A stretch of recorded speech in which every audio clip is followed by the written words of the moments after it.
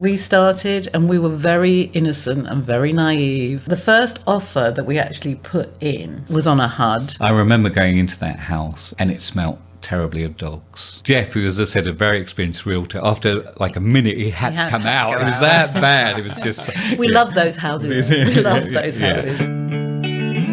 Welcome to the Rental Property Owner and Real Estate Investor Podcast, brought to you by the Rental Property Owner Association, providing benefits and services to real estate investors and rental property owners for over 48 years. With your host, Brian Hamrick from Hamrick Investment Group. This episode is sponsored by Green Property Management, managing everything from single-family homes to apartment complexes in the West Michigan area. Find out more at greenpropertymgt.com. Hello and welcome to episode 84. Bill and Jackie Howson have achieved a real estate portfolio that many investors dream of. They own 57 units in Kalamazoo, consisting of single-family, 2 units, 3 units, and 4 units. And today we're going to talk about how they were able to build this portfolio together and the ups and downs of working with your spouse and where they go from here. Bill and Jackie, thanks so much for being on the show. Thank you for inviting us. Well, it's a pleasure to have you here. This is a first. I've never had a PhD from Cambridge sitting across from me. So, Bill, why don't we start with you and just fill us a little bit on your background. Okay, so we're both from the UK. We moved here some 8 years ago. Many years ago, I did my first degree, a master's and PhD at Cambridge University, as you said. And after that, I went into the pharmaceutical industry. There, I worked for 3 or 4 of the major pharmaceutical companies for some 31 years, eventually becoming the head of medicinal chemistry at one of those companies. Wow, is that how you ended up in Kalamazoo? That's how, yeah, that's it. It was a job move, basically. How long have you guys been in this country then? 9 years this year, so it was a big move for us. We're both from London, and interestingly, our families moved out, which I think in your terms you'd call it into a project. It was a GLC, Greater London Council overspill estate. So after the bombing in London, they moved families out rather than rebuild some of those areas for the poorer. You mean during World War II bombing? Yeah, okay. Yeah. So, that kind of rebuilding. So the late 50s. Our parents moved out to the countryside from the centre of London, and we were put into this rural community, and the rural community hated us kids. They hated our families. It was ruined their village, and we were brought up like down the road from each other. We were in the same class at primary school, and then we went to secondary school, and we got to know each other quite well when we were in the 6th form, which is, was it junior year? Yeah, junior high. Junior high. So we'd started dating at 17, and then we went off. I went to a different college in Cambridge, and then after I did my degree, I then went to Cambridge University to do my teaching degree. Well, we've been together ever since, really. Wow, okay, so that's quite a history. I mean, it kind of dates back to post-World War II government housing in the countryside in England. Okay. Well, let's fast forward to the real estate. At what point, after you moved here, did you say, hey, we should start investing in real estate? When we first got here, it was great. Totally different country, lots of things to learn, etc. But I quickly realized, because of the move and various other things, that when I retired, we weren't really going to have the income that we'd got used to. So we needed to do something about that. We've never been good at economizing, so it's kind of like our whole point in life has been, well, let's go for another promotion, or let's how can we get some more money? So you were on the job track, which is basically, if you want to make more money, get a promotion or get a raise. That's it, exactly. And that would, for most people, that is what's going to sustain them through their retirement, hopefully. Yeah. But to be honest, if we wanted to have the income we had got used to, we needed to do something different. The pensions that I was going to get were just not going to be sufficient. So we needed to do something else, and we looked at the stock market, and I dabbled in that for a year or two in 2009, 2010.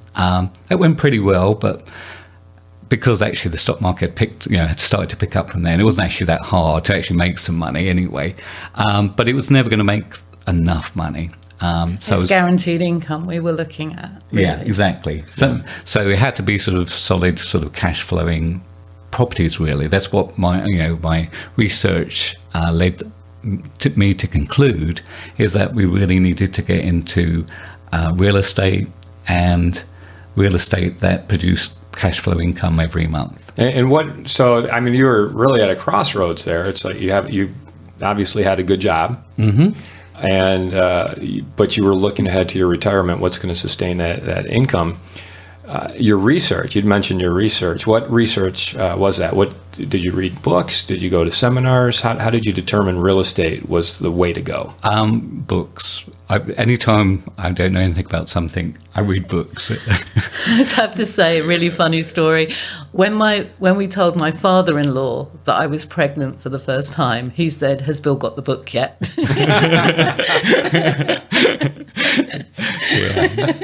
Yeah. So I research everything. Well, I feel the same way. I actually feel that, because if there's something that I want to do or I need to know about, I too will find the book that will explain it to me.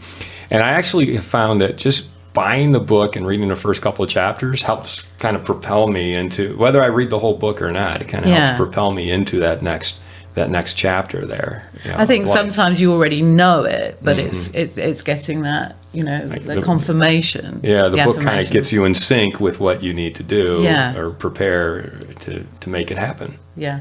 And I don't tend to operate like that. Bill does that research. I'm more hands-on. And for me, there was like 4 steps that came out in sort of real estate. That's firstly finding the finance, secondly acquiring the property, then doing any sort of remodeling and renovation, and then if it's a rental, marketing it and managing the rental, or if you're flipping it, it's obviously marketing it and selling it. So there were like steps, and I could sort of like focus on each step at the beginning, what to do next, where first of all find the finances and so forth. So that was it's good for me to either feel like there's some steps I can go through. Yeah, it helps to break it down into steps. Yeah. Baby steps to Papa steps. Was there a pivotal book that you read that helped kind of refine those steps for you? Oh, I've got one example here. You have your, I mean, there were lots of books, but the key book I think for me was Buy and Rent Foreclosures by Joseph Nielsen. I think he calls himself the real estate professor. He does some training and things now. Buy and Sell Foreclosures by Joseph Nielsen. Yeah. Okay, I've never read that book. Yeah, and that really helped you. Huh? Yep. He basically, I think he was 61 or 62 when he started, and he didn't have any money. He didn't know what he was going to do for retirement. So some parallels there, and I think over 7 years he acquired 70 plus properties and a cash flow of around $22,000 per month. So that's wow. So it was, and he had it all documented exactly what he's done. Every house he bought, everything. So it was almost like a manual you could go through and use. So that was probably the best book I read. Did you use a lot of those techniques in building your portfolio? Over time, yeah, exactly. I think the key start for us was going to the local RIA, the Kalamazoo RIA, a real estate investors club.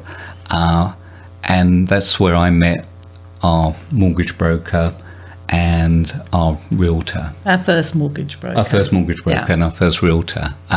So that was Jeremy and Jeff. And they were both highly experienced folks. They own real estate themselves.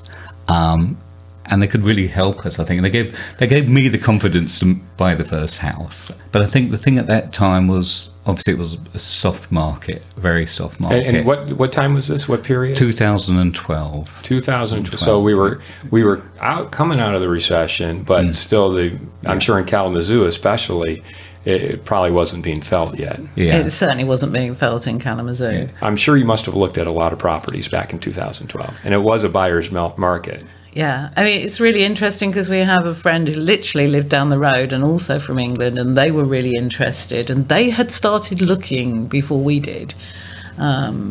For investment type. For properties. investment, they have not bought one property.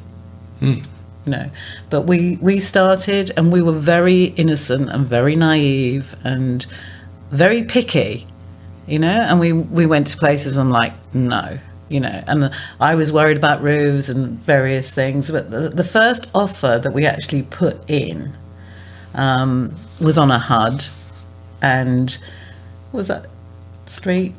Truman Street. Truman Street, yeah. But it was a HUD. It was a little 2-bedroom house with a basement, 1 bathroom. It was a nice sort of plaster-built house. It was a good, good bones, I think is what you would call it. I remember going into that house, and it smelt terribly of dogs. It was an empty house and everything like that. Jeff, who, as I said, a very experienced realtor, after like a minute, he had to come out. It was that bad. It was just... We love those houses. We love those The houses. thing I've learned about those houses is never open the refrigerator. 'Cause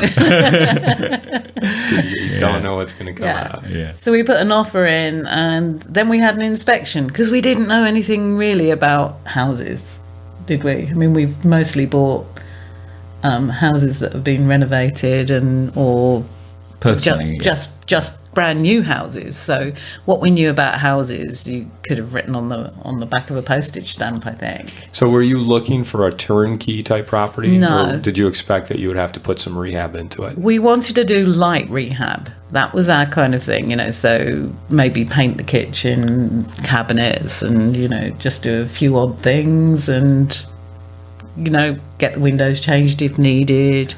And then the inspection came back and it said the roof was leaking, even though the HUD said that the roof was fine. The inspection said, no, it's leaking. We'd need a new roof. And we're like, oh my God. So we then turned around to HUD and said, well, we'll reduce our offer. And they said, it's as is. And so... Yeah, HUD doesn't really negotiate. do they? No. And because we're investors and not someone buying it for our own. And we backed out. Yeah. They took our the- $1,000 deposit. Yeah. So we lost, that's before we'd even bought a house, we lost $1,000. Plus the inspection fee. Yeah, etc. And it was just like, okay. We kept going, but it was a bit of an eye-opener. But Yeah. you assess the situation. You say, well, this is going to cost us a lot more than we Sure. we expected. The funny thing is that eventually that house sold through HUD for $2,000 less than our lower offer. Yeah. Ah. Yeah. Yeah. Well, HUD is a government Yeah. agency. They don't care. They do what they like. Yes, exactly. They have their rules and they stick to Yeah, them. they have their rules and their boxes. Yeah. So what did you end up buying? How did you eventually find? Because really, if you started in 2012 and it's 2017 now, you've been buying on the pace of about 11 properties a year. Our first year we bought 3, and one of those was a duplex. So, Okay. So it's gone more exponentially. Yeah. Yeah. So you bought 3 that first year. Talk about the first one you did buy.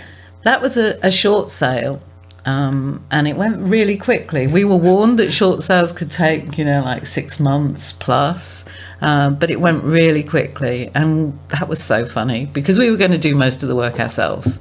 And I have to say that you can write on the back of a postage stamp Bill's experience with doing DIY.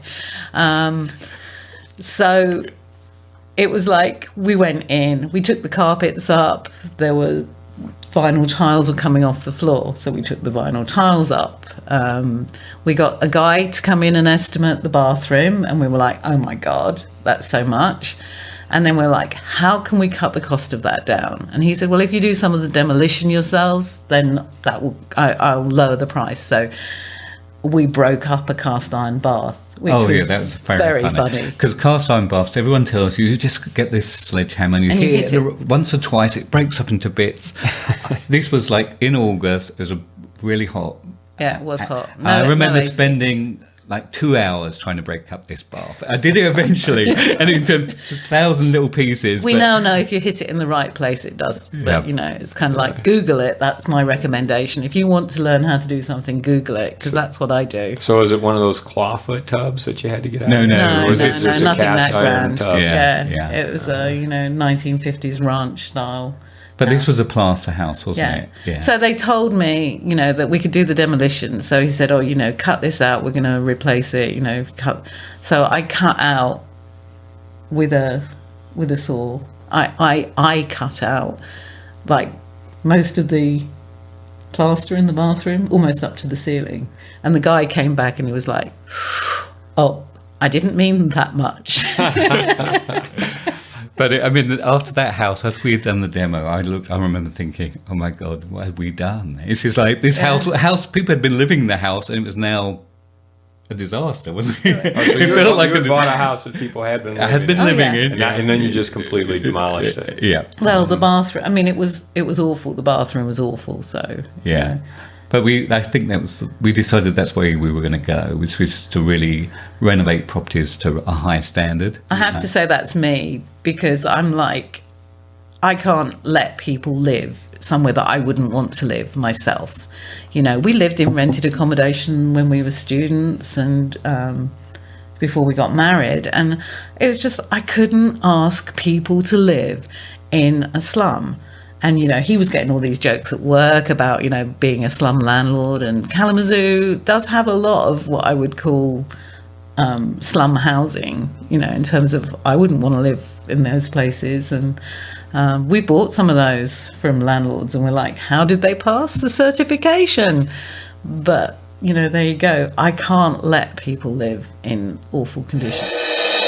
I'd like to take a moment to tell you about Green Property Management. Not only do they manage everything from single-family homes to apartment complexes in the West Michigan area, they also manage my entire portfolio. So I can tell you from personal experience that their unique flat fee management style is worth a closer look. If you feel that your property isn't operating to its fullest potential, then Green Property Management can help you take a holistic approach that will save you money, eliminate your headaches, and increase your net income. And if you're a property manager interested in applying Green Property Management's model, give them a call at 1-866-95-GREEN or visit them on the web at greenpropertymgt.com. Now, that first house where you're swinging the sledgehammer and spending 2 hours trying to break apart a cast iron tub, at that point, the two of you had to be thinking, what are we doing? Why are we doing this? And were either of you blaming the other person for getting you into that mess? No, he kind of blamed me for going quite so far. Oh, with the bath, yeah. With the bath. Because I was going to work and she was like doing something like during the So week. you were still I didn't finish work until only a couple of years ago. Yeah, mm-hmm. And so I remember coming back and thinking, oh my God, that bath's even worse. It was bad enough it not to have a bath. Now it doesn't have most of the walls. But that was good. Eventually. It was good. Yeah. It was good. And, I was able to persuade him that this was the way to go, because I'm like, our kids are going to be moving into rented accommodation soon. There's going to be lots of people out there who are coming out of college who want decent housing. That's where they've lived with their parents, is in lovely houses. And they don't want to move into a slum. And they don't necessarily want to move into an apartment complex. They want a single family home. Yeah. So you were remodeling it to a certain demographic. Yeah. Yeah. And there were also folks who had lost their houses, who had always lived in a house. They may have, they've owned it and so forth, and they've lost their job or whatever. And they wanted properties that were nice too. They had lived in nice houses. So I think we've sort of carved out our niche. It took a month or two to actually decide exactly what we were going for, but in the end we decided we were always going to have like high quality properties where we've renovated them to a high standard, and then to provide good service once we've found someone there. And that's really our model ever since. Yeah, I think that's always been my touchstone, is would I want my kids to live there, and the other thing that we always made really sure, and part of this is because I work in those properties, Bill still doesn't do the hands-on stuff, but I work in them, is that they are not in high crime zones, because Bill doesn't want me working in an area where I, could be a victim of crime. Yeah. So and that's important for the people that we rent to as well. They're the kind of people who don't want to live. Well, have you had any trouble with where you thought you were in a situation you shouldn't be in? No. I mean, once a guy came round, and claiming he was blind and wanting, some money, but the guys who I was working with are just like, go away, and we just shut the door, and they warned him that if he came back again, that they would be calling the police.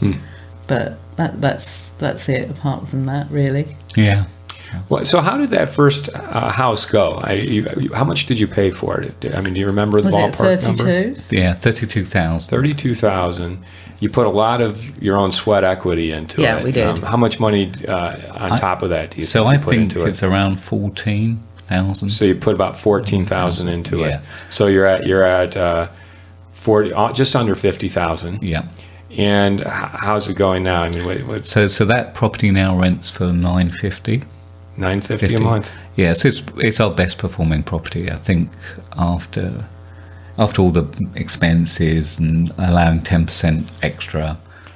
Did you actually get financing on that, or did you end up paying cash for it? No, we got financing. No, Bill's principle is that he doesn't, for the rentals particularly, that he doesn't pay for those out in full. He regards it as seed money that, you can spend it further and. Yeah. So we usually put 20% down. So you'd put 20.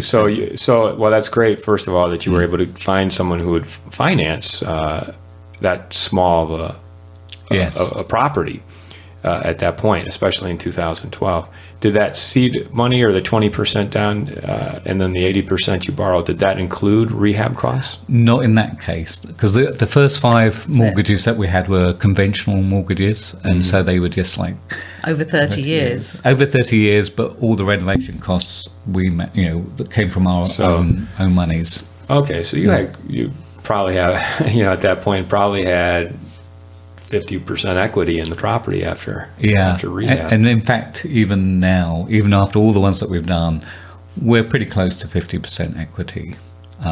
We've always because they've got appreciated a lot. Sure, too. Yeah. The value you've added to them, and then just the market improving. Sure. But it's interesting that you used smart financing to build your portfolio, because had you just been going at it with cash out of your own pocket, do you think you would be at 57 units at this point? No way. No. And it was interesting because the conventional mortgages, we bought 5 properties, and then our mortgage broker, Jeremy, said, I can't help you anymore. That was it. And that came as a bit of a shock for us. We hadn't realised it was going to just stop at 5. Well, actually, it was almost 5. He said he can't do any more. And I'm like, but we just put an offer in on this property. And the owner... It was not quite. It wasn't an estate sale, but it was an elderly woman who was moving out to be with her son. They had just turned down our offer, so that particular property, he said no, he would honour the amount of the mortgage, but any increase we had to finance ourselves. So we did, didn't we? So we got that 5th mortgage by the skin of our teeth, because AmeriFirst got cold feet about having so many eggs in one basket. What did you do about financing after that? Yeah, so that was like, exactly, what are we going to do about it? Because that could be a showstopper right there. Yeah. You're done. Yeah. Well, you Jeff got all you can Bertolisi was really helpful with his experience, and he suggested a commercial lender. And so you did some research, didn't you, about commercial lenders? Yeah, so it was like, he did give us an actual name. So that's Justin Horn, who works for Mercantile Well, Bank. it's now Mercantile. It wasn't then, at that time it was Cornerstone. Yeah. And Justin's been great ever since. So we've worked with Justin for the last 5 or 6 years. So have you been doing portfolio loans, or have you been getting individual commercial mortgages every time you buy it? Yeah. Okay. Wow. But they do cover the renovation costs, as well. 80% of renovation costs. They build in the renovation. Yeah. And they're willing to put those on residential properties, which would be anywhere from 1 to 4 units. That's it. Yeah.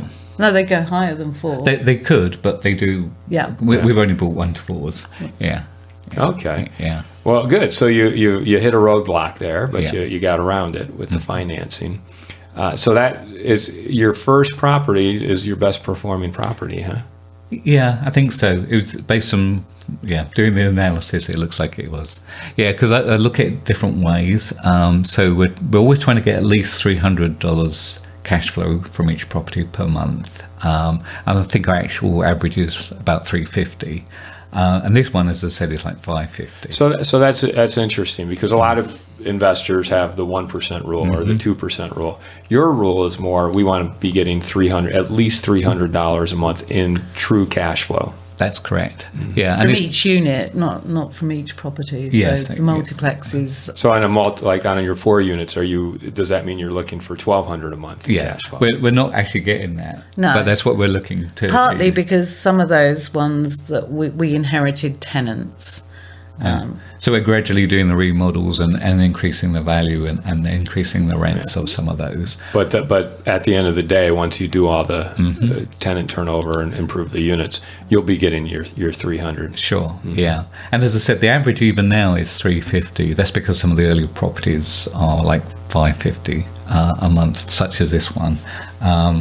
Which is great, because we obviously don't have huge mortgages on those. I mean, you were talking about mortgages earlier. I think the smallest mortgage we ever got was for Junction. $18,000. Wow. Yeah, and they were happy to do that at the time. Wow. Yeah. You were working with a good bank, because a lot of banks would feel like that's just too small to even lend on. Yeah. Tell me a story about your worst property. Well, there was a property that we didn't buy, which I could talk about briefly, which is fairly recently. Yeah, let's so this was a fourplex, and we had noted it several years back. Yeah. Because it was on the market. And we were doing some prospecting, and we found the owners, and they were out of state, and they really wanted to sell. And we negotiated a price based on what they'd had it on the market for, which was 130. Yeah, because they had taken it off the market. It didn't sell at 130, so we were offering, I think, something like 115 or something. But they did the really bad thing, because they bought it at the height of the market, and they paid far more for it than they ever should have, based on the rents they were getting. Yeah. So they bought it back in 2006, 2007? Oh, it was actually 2005, and they paid $205,000 for it.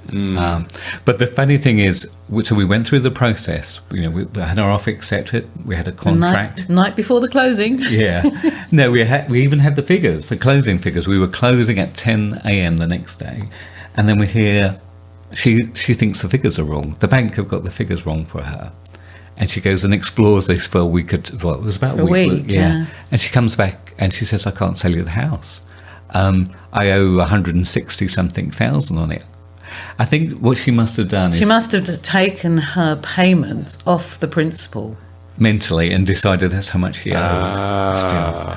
Rather than no interest payments or anything like that.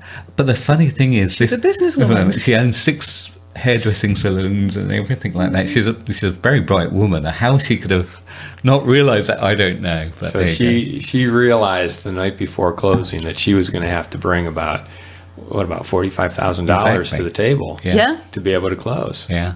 Wow. And obviously, it didn't make any sense for her to do that. So she still owns the property and we don't. You got to be aware that when you sell the house, you got to pay off the mortgage on it. Yeah. Well, yeah. I mean, I don't know how they couldn't have explored that sooner. Read your mortgage statement. The market's a lot tighter now. Are you still finding deals out there? It's a lot harder. As you know, in 2012, it wasn't. You had a choice almost, didn't you? Yeah, too much choice, really. Because sometimes, I think in the early days, we were couldn't make our minds up, and after the first one, and we really got into that, when Bill thought that they only needed superficial stuff done to it, we weren't so scared. We'd done it, we'd worked through it, we were good.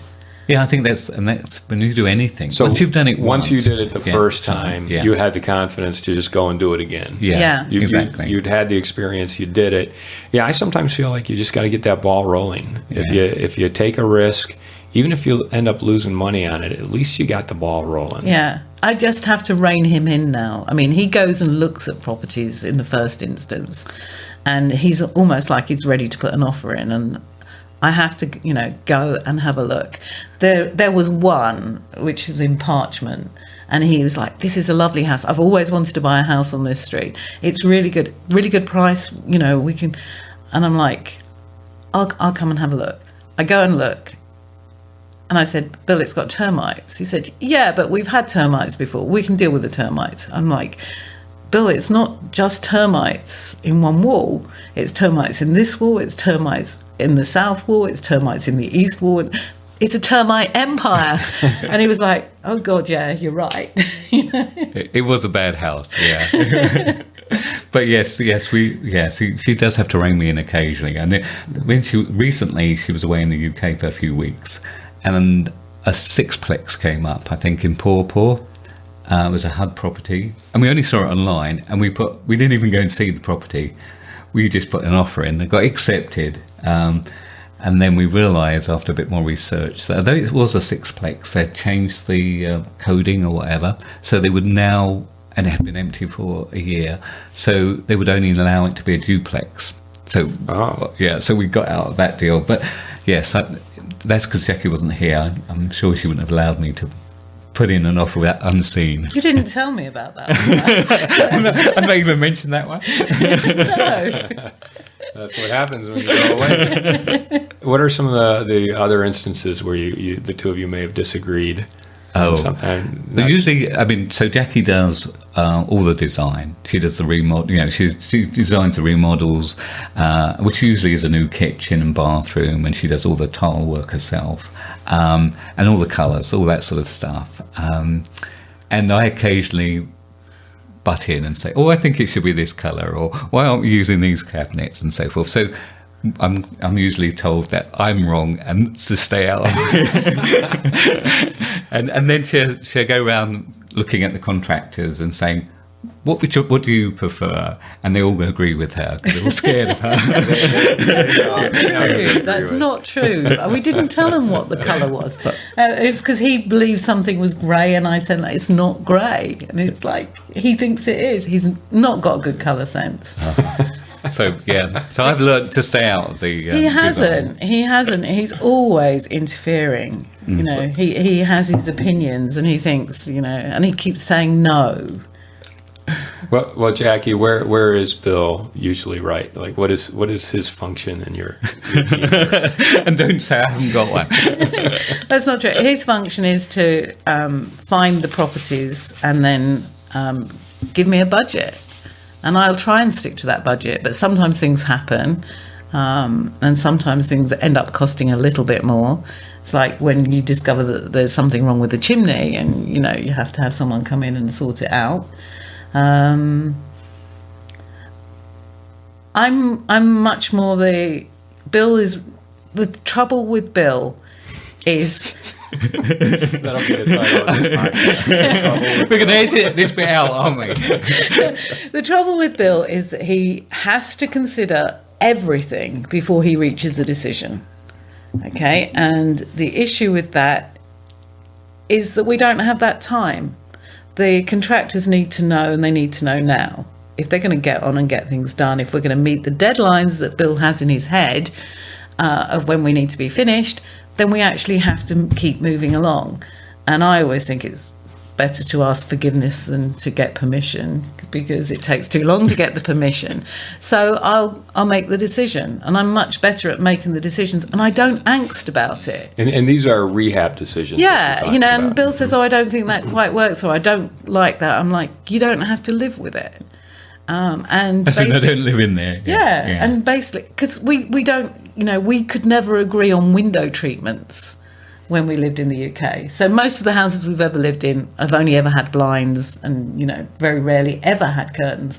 And we live in kind of out of the way places that nobody ever overlooks, because you don't need curtains then. This is true. Yeah. We can't agree on colours in our own house, so we've gone for neutral. Yeah. But I think we've over time sort of carved up the work to things that we like doing each, and things that we don't like doing, and things that we're good at too. Do you think that's the case? Well, I think there are things that we've got good at. Oh yeah, over time, that's true. Yeah, I think it works really quite well, so long as he leaves me alone. Well, it sounds like, Bill, you're kind of the pre-acquisition and acquisition guy. Like, you find the deal, get the financing in place. And, I mean, obviously, Jackie, you have a say as to whether or not you buy the property. But that's sort of your wheelhouse is getting the property, and then once you acquire it, Jackie, then it's your turn to rehab it and turn it into something that you want people to live in. Yeah, except that he's got a really important role, which is negotiating the contracts, because I'm far too soft. You mean with the contractors and the... Yeah. So, I sort of keep that side of things. Jackie's always saying, ask Bill how much whether he's going to accept that. Yeah, so the electrician will say, oh, well, that wasn't included in the contract. That wasn't... I'm like, I'm only here to mark what I need, okay? If it's going to cost more, then you need to explain to Bill why it's going to cost more and how much more it's going to cost.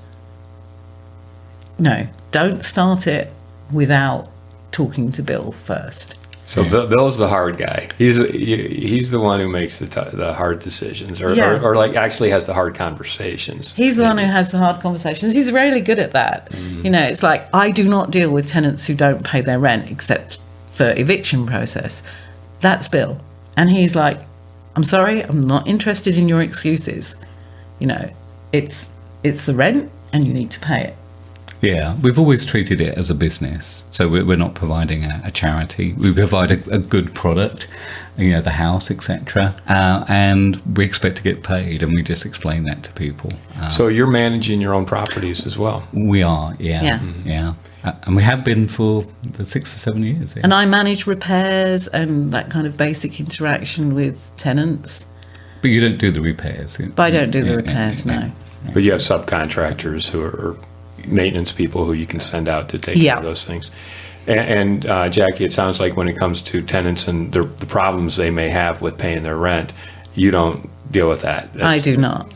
I do not. So, Bill, you have those conversations. Yeah, when necessary. They happen occasionally. I do the court appearances with the attorney, but I do not have the conversations with the tenants, because I would be listening to their excuses, and even though I know most of it is not necessarily true, I would be hard pressed to actually say to say the conversation that you need to have with them. That's Bill. Bill has to do that.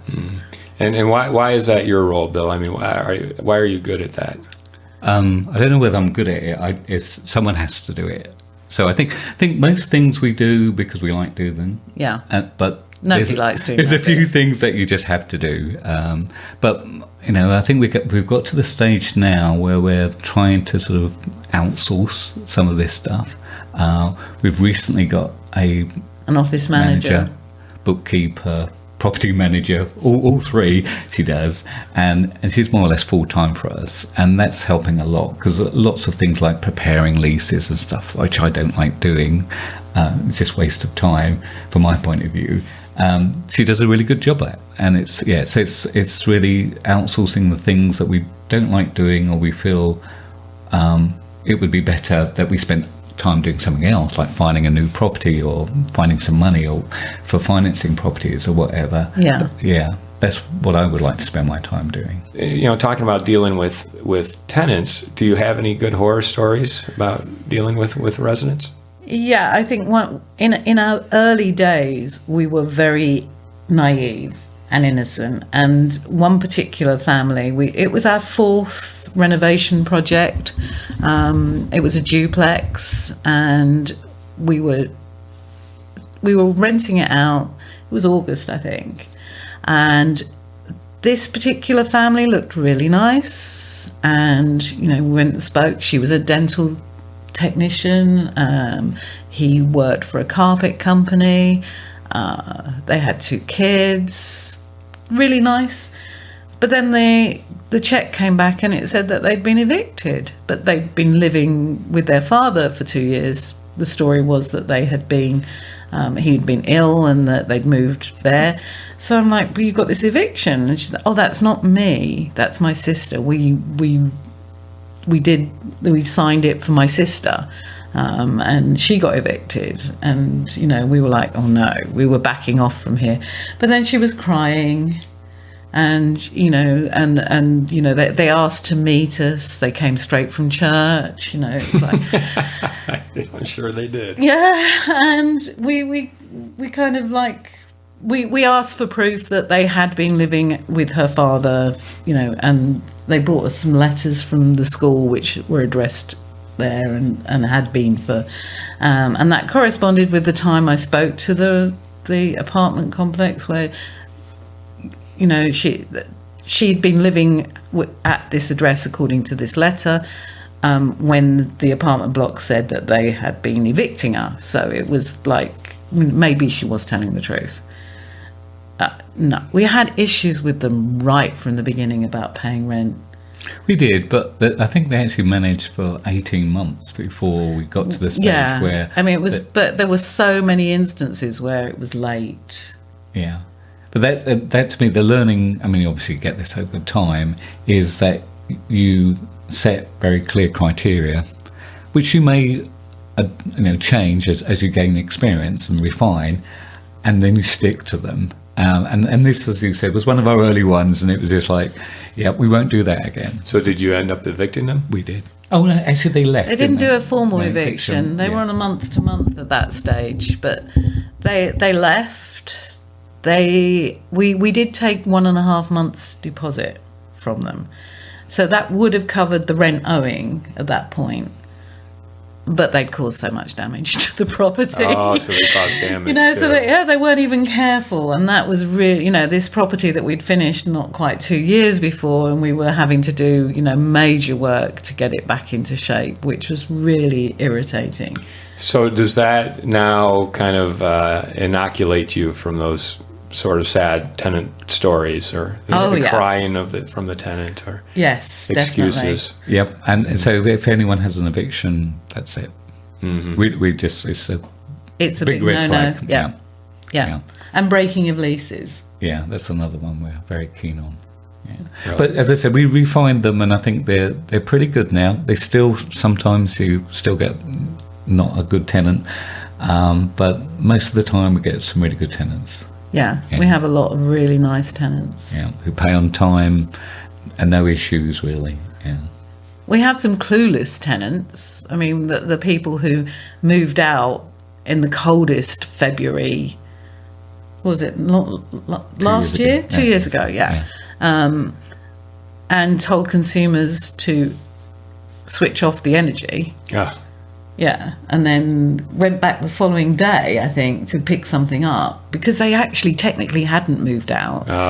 They hadn't left the keys. They went back to pick up a box and drop the keys off on the counter and then let us know. And, it was really cold in there, you know, and then he tried the power and there was no power. And that's because they told consumers to turn it off.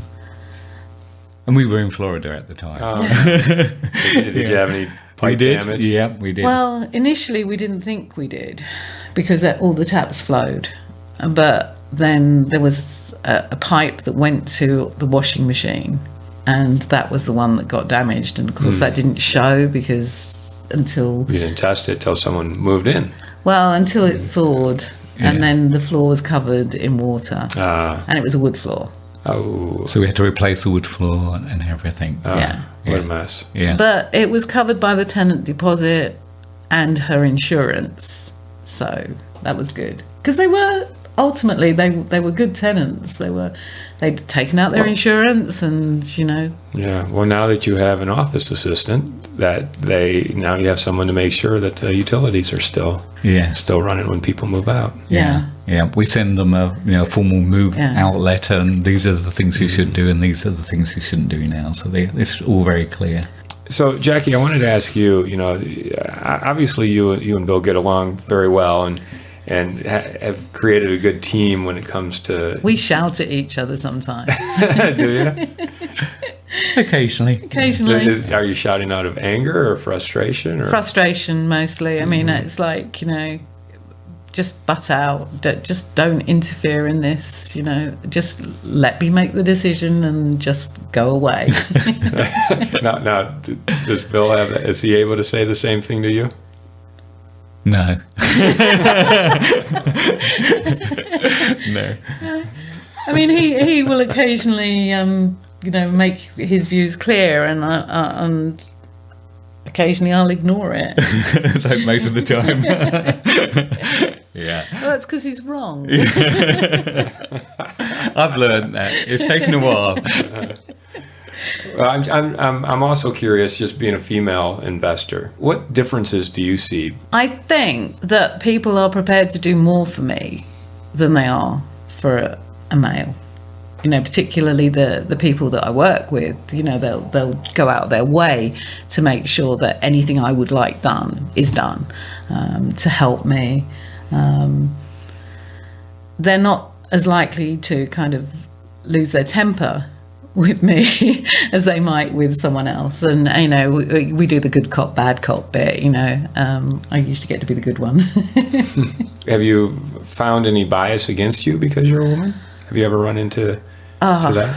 Don't tell me about in Menards, the number of times I've been talked down to by someone, or even those. It's just sometimes it's the women who in the store who talk to me as if I know nothing. Even though I might come in dressed in my work stuff, which is covered in plaster or paint or splashed with whatever, they still talk to me as if I don't know what I'm doing, and that is really irritating. I went.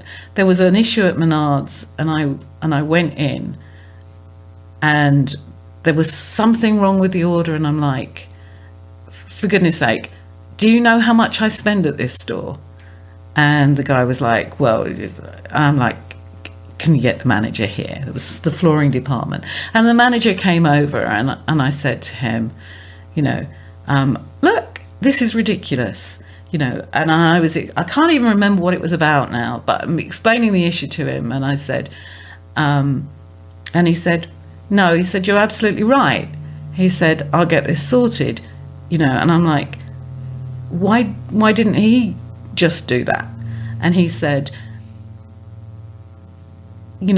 he said, well, he doesn't really have the authority. And I said, but, I said to him how much we spend, I said, we spend a fortune at Menards. And he said, yeah, he said, but a lot of people say that, and they only spend 1,000 or so. I mean, we spend, was it close to 100,000 a year at Menards? Wow. Okay. You guys are like VIP. We Menard expect a little bit clients, special treatment, and Sure. We get that now, don't we? Sometimes It's improved. it's improved a great deal. I don't think you've ever had any issues with contractors. Not with have the you? contractors I work with. No. I mean, they've all, I think, been very sort of respectful and haven't Very supportive. Yeah. What about the language difference? Because in England, you guys say things different than we say here. God, So I mean, that's do you ever have issues where you think you're talking about the same thing, but you're not? Oh yeah, quite a lot. They're getting quite used to us, They. But I remember talking about knocking off time, and they're looking at me like, what the heck? Yeah, there's some funny ones, but things like yards. I mean, because we call it's a garden in England, and a garden in America is like vegetables, whereas Vegetables a yard or in flowers. England is like a covered concrete area.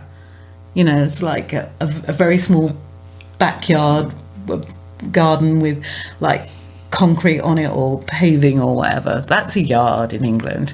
But we're gradually getting there, aren't they? Things like electrical sockets and stuff like that. They're all tubs and faucets. Yeah. We kind of we're going with the flow. It's like learning a different language. Yeah. Occasionally, when I curse, I think they're like really shocked because they don't expect somebody with an English accent to say rude words. Right. But when you hit yourself with a hammer and it's just like something doesn't work. or when you're telling one of them off.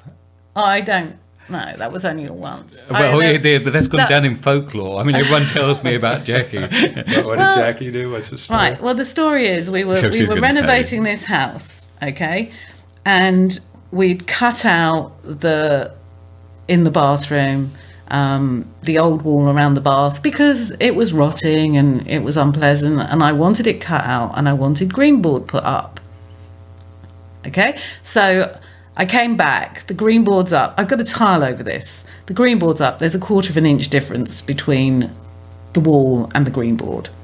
I'm like, this has to be square. Oh, well, mud it. I'm like, you're not putting green board up and then mudding it. What is the point of putting green board up if you're going to mud it? And they're like, yeah, but it'll be fine. You can tile over that. And I'm like, it's not going to be fine. So I go away, and Gary, who's worked with us for years, says, he's not doing that particular house, this other person is. But he says to them, you should listen to her. She knows what she's talking about. So I go away, I come back the next day, and they've mudded it. I went nuts. I told them to take the board out and do it properly. I told them to shim it.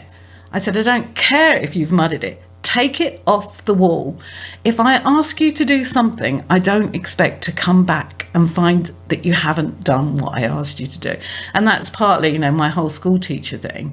And I never used to lose my temper in school. I never used to shout at kids. But if they pushed me, my temper was legendary. You didn't push Mrs. Howson. Mrs. Howson was fine so long as you didn't push her to that limit. And I think she's a little restrained. I wasn't actually there. But the number of additional words that were said around that, they did not expect to come out from someone like Jackie, anyway. I'm quite mild most of the time. I just, if I make it clear and they just don't do it, and they really, by not doing it, they've disrespected me, because it's like, you would have done it if Bill had told you to do it. Yeah, but Bill doesn't know what he's doing. So why, when I know what I'm doing, do you not listen to me? Yeah. So that's a story that I've heard quoted quite a few times. So they all say, yeah, just do what she says. So did they take the board out? They did take the board out, and and I've explained to the particular guy, and he still works with us. I will listen to your reasons for something, and if you want to do something differently, please explain to me why you want to do it differently. But if I say no, I still want it done like this, then that's what you do. And if I then change my mind later and say, no, you were right, that's fine. That's how, but that's it's your my prerogative, choice, isn't it? because I'm the boss, and you have to follow what I say. Yeah. Mm-hmm. So yeah, that was the real kind of pivotal moment, wasn't it? I think, where I had to really assert myself and make it really clear. But I mean, 90% of the time, it's not an issue, or never been an issue. Yeah, I think so. Well, as we wrap it up here, I'm wondering, you've built a portfolio of 57 units. Your original goal was to kind of secure a retirement for you. Do you feel you've reached that goal, or are you still in progress? So financially, yes. But I always set a goal of it was actually going to be 100 units, and it was just like, well, it's 100. So I think it's quite hard for me not to try and keep going for that. So although we're at 57 and we could stop, I think we're just going to keep going for a few more years. I finished work earlier than I had planned. I thought I would finish about 60, and I finished when I was 56 and a half. Yeah. So I've been working in our business now more or less full time for the last 18 months. So I'm more happy enough to keep going for a few more years. And how many units did you get up to before you felt like you could leave your job and you'd achieve that goal? Wasn't a choice, really. No, it wasn't. Yeah. Oh, okay. Yeah. So my company were making the major changes. I think they lost about 25% of the workforce. So, And I have to say that Bill is not, because he's a planner, he knew that was going to happen. It was like the writing was on the wall 2 years before. He was like predicting that was going to happen. So that's a big part of the strategy and why everything geared up, I think. So you had it wasn't just, let's make sure my retirement is This secure. is the modern economy. I'm going to be made redundant. Sure. Let's find something else to jump over to. Yeah, and it's like many of these things. I'm really pleased it happened, because otherwise I would have stayed there till I was 60. I'm enjoying what I'm doing a lot more. I think we're making a lot of progress financially as well, and we also got like 18 months worth of salary when I left. So it was, so why wouldn't I do it? You were happy. I'm sure. Exactly. And isn't it interesting that probably the people around you were concerned because they were losing their jobs. Sure. But you had prepared. Yeah. And you were actually probably pretty happy when that time came. Yeah. I think that's the case. I mean, it was the same coming to America, wasn't it, in the first place? Yeah. That was obviously a job move. But I think... We saw it as an opportunity. Yeah, I think things happen in life, and you don't have control of them, and you just have to see the pluses. It's too easy to just sort of, I don't want this to happen, etc. No. And there are often opportunities. I'm always telling people, you may not think it's great at the time, but you'll look back in a year or two and you say, yeah, actually, that was a good move. It made me do something different. So I'm really quite pleased how things worked out. And I will say that Bill kind of has never got a set. I mean, that goal may be something he's always worked towards. It's how he came from a background, how we both came from a background where our parents were blue-collar workers, not very well off, living in council housing or project housing and the American scheme of things. And we went to the best university in the world and got qualified. Some people in the US might disagree with that bit. The best university.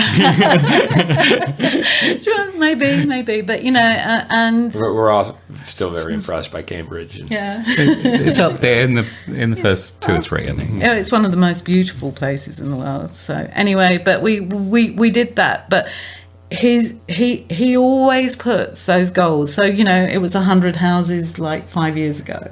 We're on 57. We actually have sold others, so we've sold along the way as well for profit. But he's now property empire is what he's thinking. He's thinking of what to pass down to the kids, and bringing our son who lives in the UK over with his family, creating a role within the empire, generational wealth. Yeah, my son is now our realtor.